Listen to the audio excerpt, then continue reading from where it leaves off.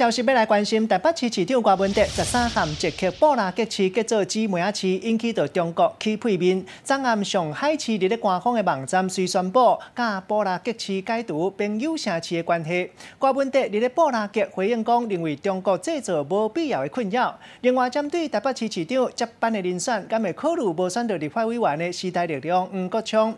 郭文哲嘛讲到，这是别个党的家务事，做伙来听郭文哲详细的讲法。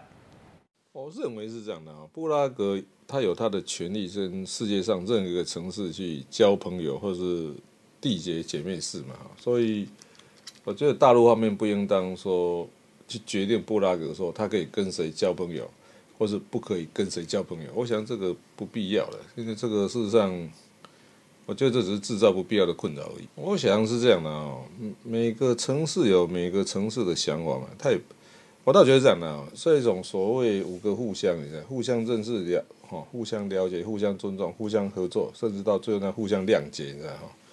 这不仅适用在两岸之间嘛，其实我想在中国大陆在处理其他国家的城市的问题的时候，我想应该也是用同样的态度吧。双城论坛是两岸之间一个很重要的活动嘛，而且这个也没有涉及到这种什么。 主权啊这一类，这纯粹是一种文化啦，或者是说经济层面的交流，我想也没有理由不办嘛。所以事实上像我们今年要办台北灯节，我们还是有邀请上海来参加。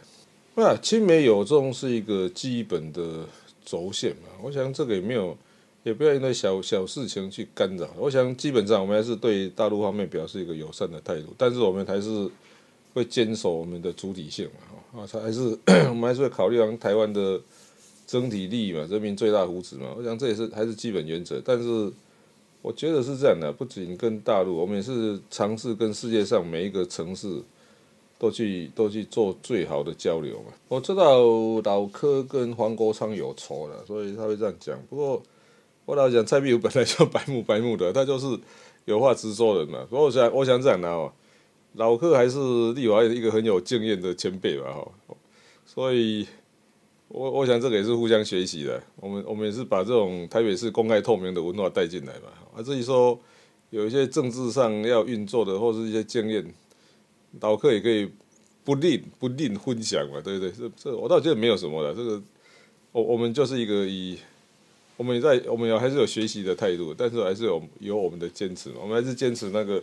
公开透明的财政纪律嘛，国家治理嘛，我倒觉得这样的。2024，我倒觉得是现在我都想现在去提这些都太久了。实际上，我们还是会很认真的把台北市长做好嘛，对不对哈？所以那是2022，等到我们卸任以后再去讨论说，这个2024要怎么处理嘛。所以在现阶段。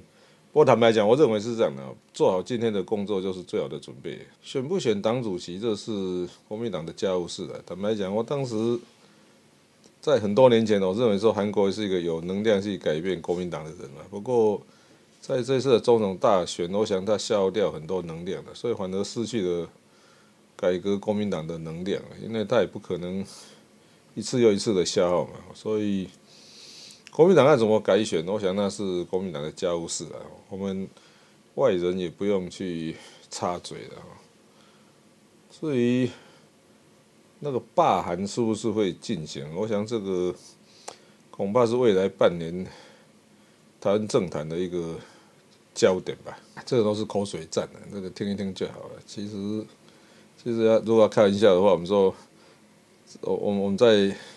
医学上，你知道很多那种小朋友的头太大头，那是因为水脑症，不是说所以脑容量大跟这个聪明不聪明，有时候不见得有正比的关系。黄国昌要找工作哪里需要我又没有在开职业介绍所。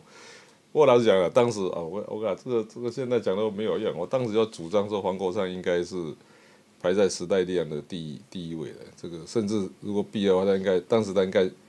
如果重来一遍，当时他应该是选党主席，然后把自己排在不分区第1名，这样的话，时代力量还可以维持一个比较好的运作。现在这样就尴尬了，他也不是党主席，又没有在立法院，所以下一步要怎么做一样嘛，这是其他党的家务事啊。我们外人也是关心就好了。有时候算了，多讲也没有什么用。其实这样的，我们对这种可以替台湾做多少算多少的，哎，我们没有在计较这种什么个人的名声的。我倒觉得这样的，台湾的外交处境呢，国际处境本来就很困难的，所以有时候我倒觉得像布拉格这件事情，也不是说我们真的多厉害的，这还是因为在十几年前，你知道吗？这布拉格市长在台湾在林口长庚医院当实习医生的时候，甚至他后来还在台湾旅行嘛，哈，也许在那一段时间，他感受到。